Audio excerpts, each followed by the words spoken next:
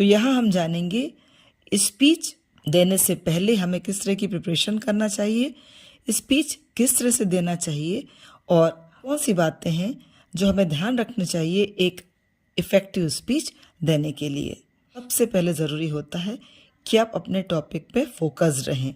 यदि आप अपने टॉपिक पे फोकस नहीं रहेंगे तो थोड़ी देर में आप अपने कंटेंट से खुद ही भटक जाएंगे। इसलिए कोशिश करें कि आप अपने टॉपिक पे होल्ड लास्ट तक बनाए रखें। Be clear with your topic. किसी टॉपिक पर बोलने से पहले ज़रूरी है कि आप उसके बारे में अधिक से अधिक तैयारी करें, अधिक से अधिक उस टॉपिक को समझ लें। आप किस तरह के ऑडियंस के सामने में खड़े हैं, आपके सामने जो ऑडियंस है वो उसका लेवल क्या है, वह आपकी किस तरह की बातों से इन्फ्लुएंस हो पाएगी, उसका स्तर क्या है। You should check first where you are standing. The place should be very much comfortable for you. यदि आप कंफर्टेबल पोजीशन में नहीं खड़े हैं, आप खुद भी असहज महसूस करेंगे और एक अच्छी स्पीच नहीं दे पाएंगे। For event some promotional events are important. क्योंकि यदि आप एक अच्छी स्पीच देने जा रहे हैं, उस पर आपकी ऑडियंस कम है, तो ज़रूरी है कि आप अपने इवेंट से पहले जहां पर आप स्पीच दे रहे हैं उस जगह के आसपास प्रमोशनल एक्टिविटी के माध्यम से अपनी गैदरिंग अच्छी रखें। जो बातें आप कहने जा रहे हैं इमीडिएट स्टार्ट ना करें।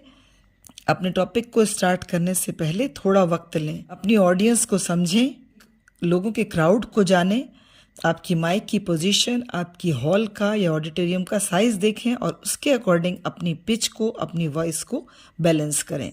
Don't keep I centred on a particular person. यदि आप किसी व्यक्ति की ओर लगातार देखेंगे, उसके हाव भाव आपको कॉन्शियस करेंगे और उसके एक्सप्रेशन आपकी बोलने की कैपेबिलिटी को इन्फ्लुएंस करेगी।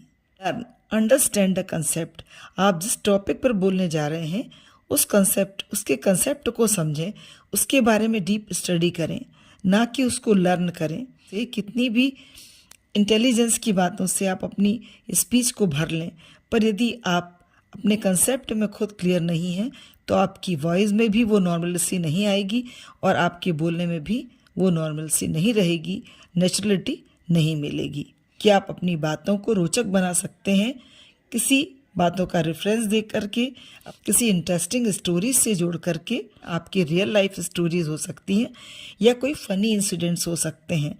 यदि आप अपनी बातों से इस तरह से जोड़ेंगे तो लोग आपसे ज़्यादा कनेक्ट कर पाएंगे। ऑडियंस का पार्टिसिपेशन आपकी स्पीच में, आपके सेमिनार में बहुत ज़रूरी होता है। अदरवाइज़ उनसे आपको एक्टिव रिस्पॉन्स नहीं मिलेगा और आपको उतने इंटरेस्ट के साथ नहीं सुनेगी।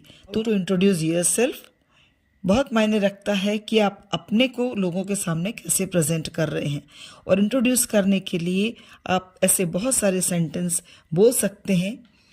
आपके गेस्ट से इम्पॉर्टेंट होते हैं जिनको इनवाइट किया जाता है किसी इवेंट में, तो जब आप उनको एड्रेस करने जा रहे हैं तो आपके सेंटेंस ऑर्नामेंटेड होना चाहिए डेकोरेटिव वर्ड्स से।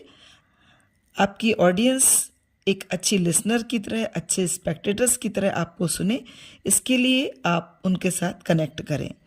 और लास्ट पार्ट होता है थैंक्स या अपना ग्रेटिट्यूड लोगों के प्रति जाहिर करना।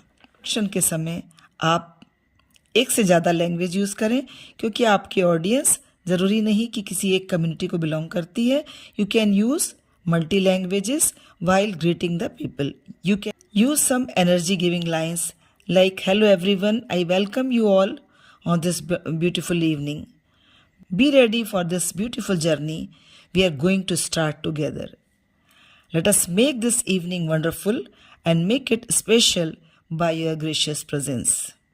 Today we all are assembled here to discuss something which is going to be very important to fulfill our dreams. I want to pay my gratitude to our honorable guest for giving their gracious presence for this event. So, let's be ready to make this evening memorable forever.